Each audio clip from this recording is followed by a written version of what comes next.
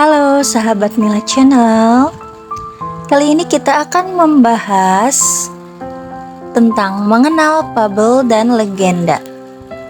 Sebelum kita ke materi, dukung channel ini dengan cara subscribe, like, dan share. Dan jika ada yang ingin video khusus atau mendapatkan keuntungan lainnya, bisa juga dapat soft copy atau file PDF untuk soal-soal latihan. Bisa banget gabung jadi member dengan cara klik gabung atau join di halaman beranda Mila Channel. Biayanya murah kok, cuman 9.900 per bulan sebelum PPN. Baiklah, sekarang kita lanjut ke materi. Apa sih fabel itu? Jadi fabel adalah cerita yang menceritakan kehidupan hewan yang berperilaku menyerupai manusia. Struktur fabel. Fabel adalah cerita yang menceritakan secara umum. Dan struktur teks fabel terdiri atas 4 bagian, yaitu ada orientasi, komplikasi, resolusi, dan koda. Orientasi yaitu bagian awal dari sebuah cerita yang berisi pengenalan tokoh dan latar.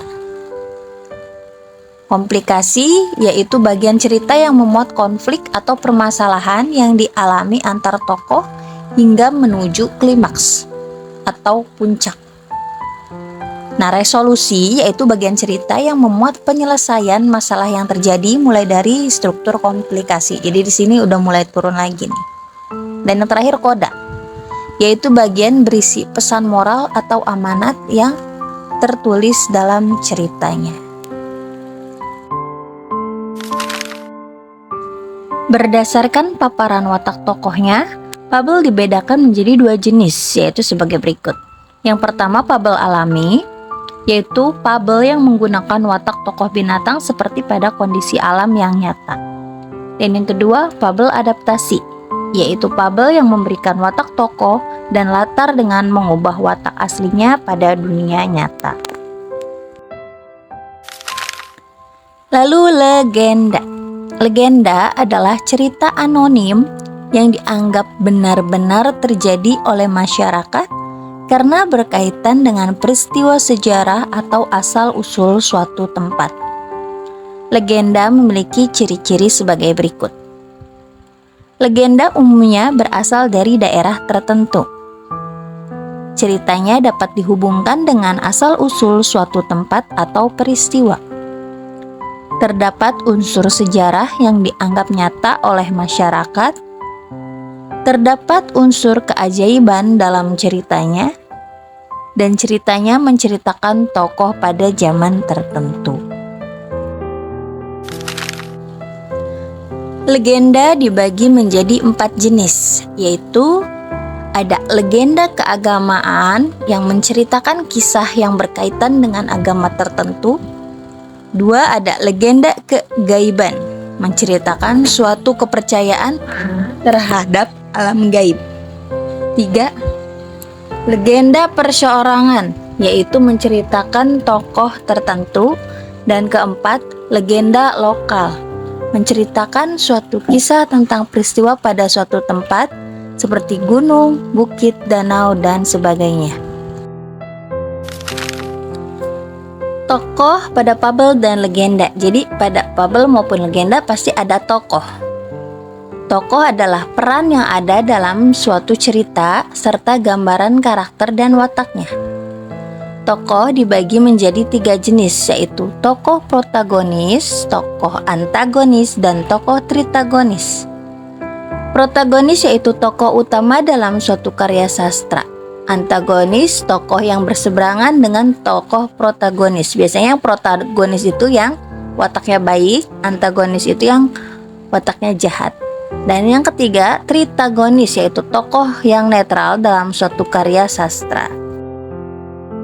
Sekarang kita coba menganalisa satu fabel ya. Perhatikan kutipan di bawah ini. Anjing betina menghampiri kucing itu. Rupanya ia adalah anjing yang pernah tersesat saat pertama kali datang ke hutan dan akhirnya ditolong oleh si kucing. "Apa yang bisa kubantu, wahai sahabatku?" tanya anjing itu.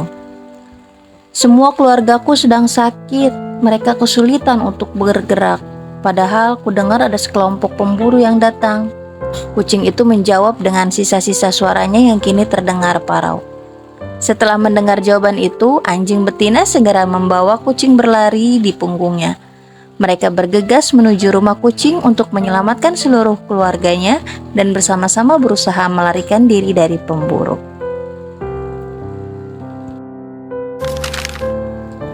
Berdasarkan fabel yang dibacakan tadi, kita dapat menganalisa.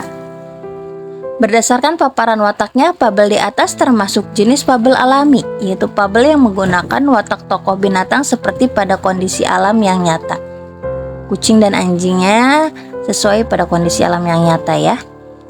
Lalu berdasarkan kemunculan pesannya, fabel di atas termasuk jenis fabel tanpa koda, sebab teks di atas tidak mengandung, atau teks yang tadi dibacakan tidak mengandung koda, pesan yang tertulis di dalam teks.